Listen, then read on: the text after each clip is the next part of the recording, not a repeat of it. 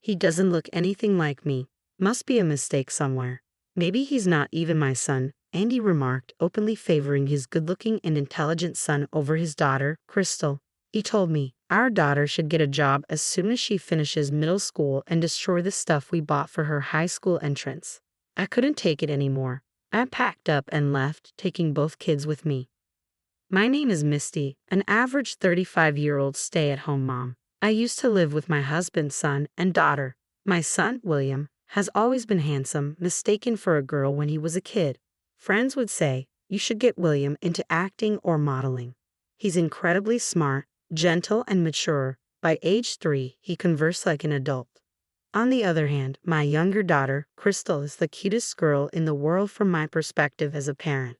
However, her appearance differs from the conventional pretty girl. She's a bit plump with curly hair and a round face, not athletic, and slow to speak.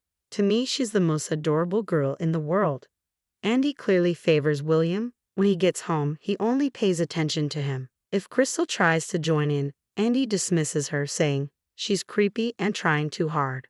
William tries to include her, suggesting, let's all play together, but Andy discourages it, warning, don't play with Crystal, you'll catch her stupidity. William sits uncomfortably, understanding the situation. Even my mother-in-law, Jacqueline, dotes on William and mistreats Crystal. Andy's family owns a store, and Andy is expected to take over. This obligation leads us to visit my in-laws weekly. Every time we go, Jacqueline grimaces and remarks, oh, you brought Misty and Crystal again. You could have just brought Andy and William. She treats me like a maid over the phone if we don't attend. I don't enjoy visiting my in-laws, but Andy insists I help with chores.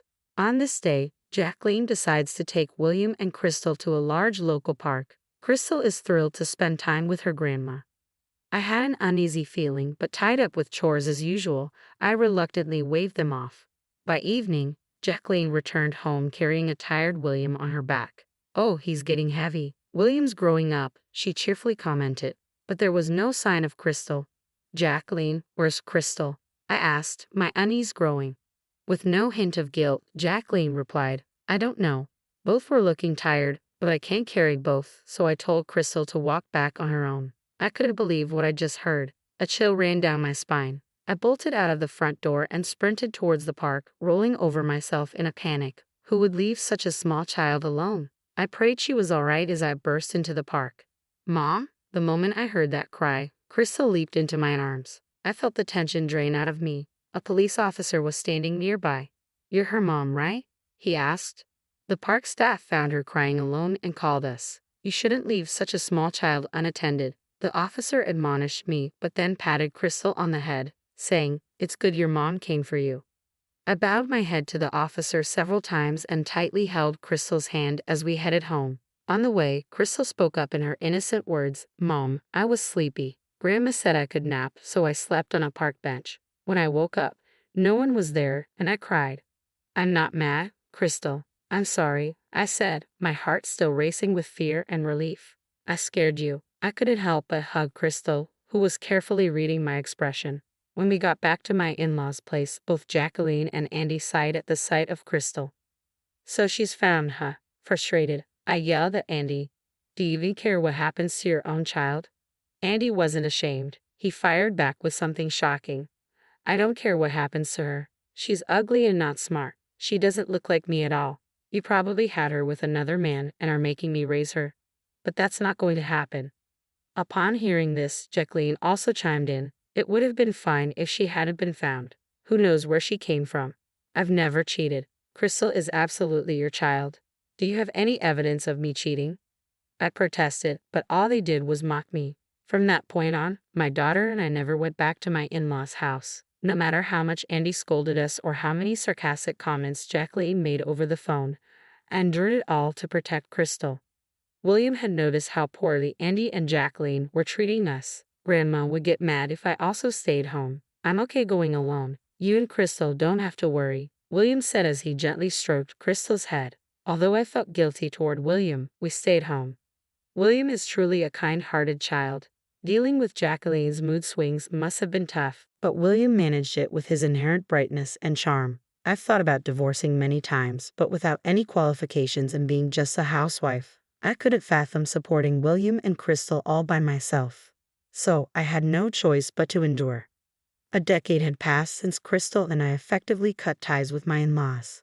William had become a working adult, and Crystal was about to start high school with a new backpack and textbooks. She was looking forward to this new chapter in her life. Andy still treated Crystal poorly, but we had both decided to ignore him. As long as William and Mom are on my side, that's all that matters, Crystal would say, which always made my heart ache. Still, seeing Crystal excited about her new life made me happy too. But then disaster struck. Andy saw Crystal's new school supplies and went ballistic. "What is this? You're planning on going to high school? We've raised you this far, and you're not even our real child.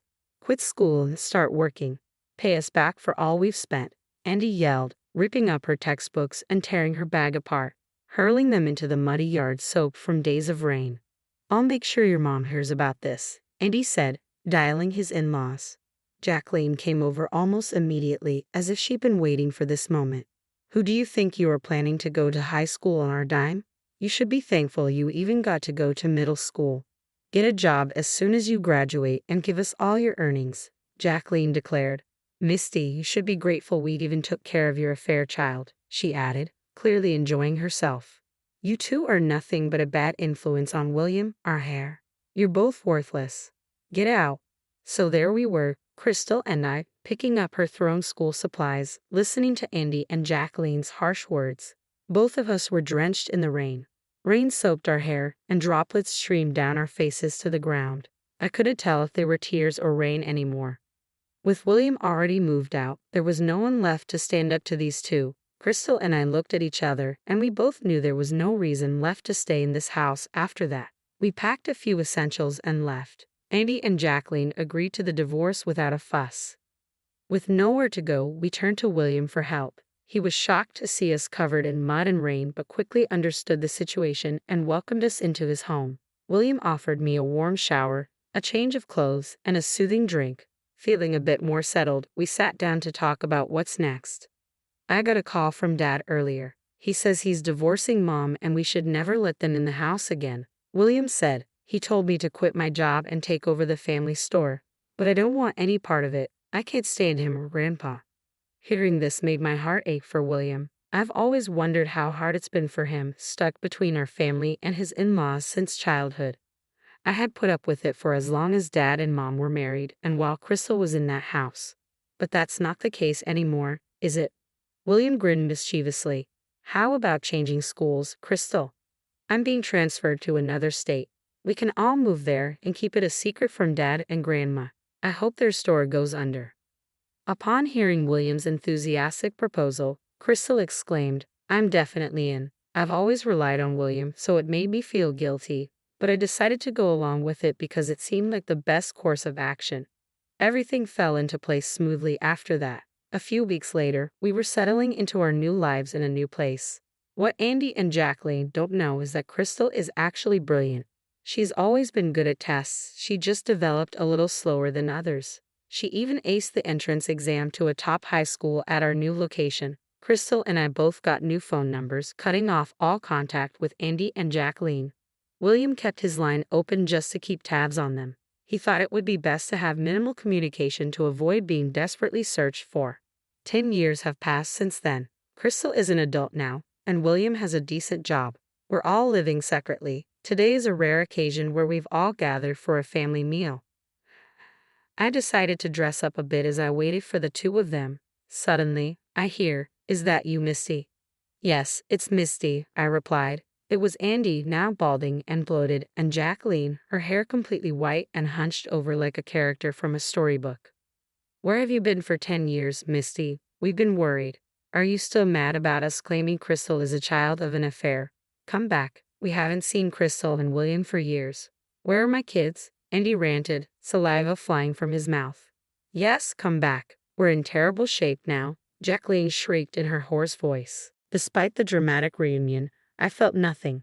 I observed them oddly detached. Mom, what's going on?" I heard a voice behind me. I turned to see a sharply dressed young man and a lovely young woman in a cute dress pointing at Andy and Jacqueline. Andy and Jacqueline were speechless. Is that William and Crystal? The young man asked incredulously. Yes, but what are Dad and Grandma doing here? William responded tersely. Wow, you both look incredible, Crystal. You've turned into such a beauty. I hardly recognized you, the young woman said warmly. I never imagined that little Crystal would grow up to be this stunning. I wish I'd been there to see it. Ignoring William's question, both Andy and Jacqueline shared their thoughts. You see, after Crystal moved away from Andy and Jacqueline, her life improved significantly.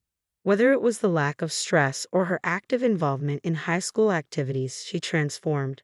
Her face slimmed down, and her eyes, once lost in baby fat, became more pronounced. Her hair, which was once unmanageably frizzy, gained a beautiful wave. Now Crystal is so adorable that she could stand next to a celebrity and not be overshadowed. Well, since her older brother William is handsome, Crystal must have had the potential to be beautiful as well, Jacqueline added. Both William and Crystal are successful and employed by big corporations. They are the pride and joy of me, their mother, so the family is back together after 10 years. Let's go out for dinner. I don't have money on me, but you both can pay, right? After all, I raised you, Andy said, placing his hand on Crystal's shoulder. She promptly slapped it away. Don't touch me, it's creepy. I've always been told I was a result of my mother's affair. I have no father, and you didn't raise me. Who are you? Crystal, now wearing heels, towered over Andy. Enough is enough, William stated calmly. I won't forget what you did to Mom and Crystal. Today is the last day we're in contact. Don't bother calling again. Andy exploded with anger. How dare you speak to your parents like that? Crystal, come home and marry a local businessman's son. William, come back and save the family business.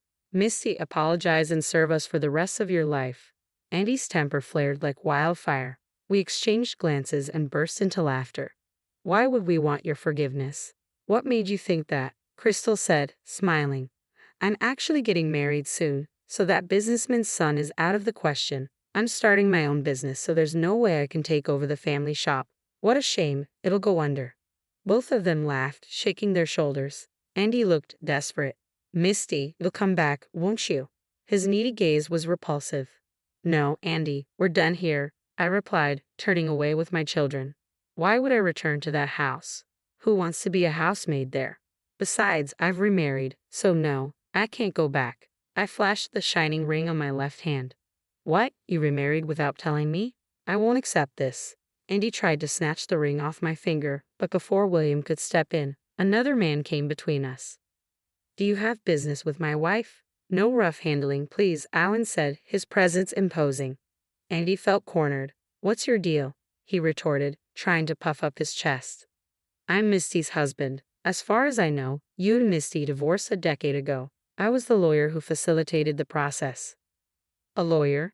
Andy seemed visibly shaken. That's right, I fell for Owen, the lawyer who helped me during my divorce, and we started dating. A few years later, we got married. Andy's face turned even redder. A lawyer, huh? Think you're something special because you make some money? Everyone, listen to me. Misty's my wife, and William and Crystal are my kids. You're in the way.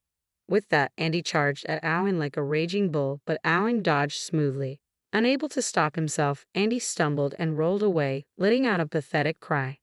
Oh no, Jacqueline screamed in dismay. We all watched, holding our breath, wondering if Andy was all right. Lying on his back, Andy yelled, I'll forgive you all if you listen to me now. Good, he didn't seem to be badly hurt, but the fall did appear to shake him up quite a bit. What should we do now? I thought. Owen reassured me, I've called an ambulance. It'll be all right. Let's leave the rest to them. Crystal was fuming. You're too kind. You should have just left him. Even her angry face was adorable. Hey, our dinner reservation is soon. Let's get going, or we'll be late, William reminded us. Yes, today was a special family dinner day. With a reassuring embrace from Owen, we left. We could hear Andy and Jacqueline's verbal abuse behind us, but nothing scared us now. Months later, we heard that Andy's struggling business finally went under. Owen had gotten the news from a real estate contact. For 10 years after we left, Andy had kept things afloat surprisingly. Now, Andy was blaming the fall for not being able to work, leaving Jacqueline to handle both the house and work, struggling to pay off debts. Hearing this, I couldn't help but marvel at how karma works.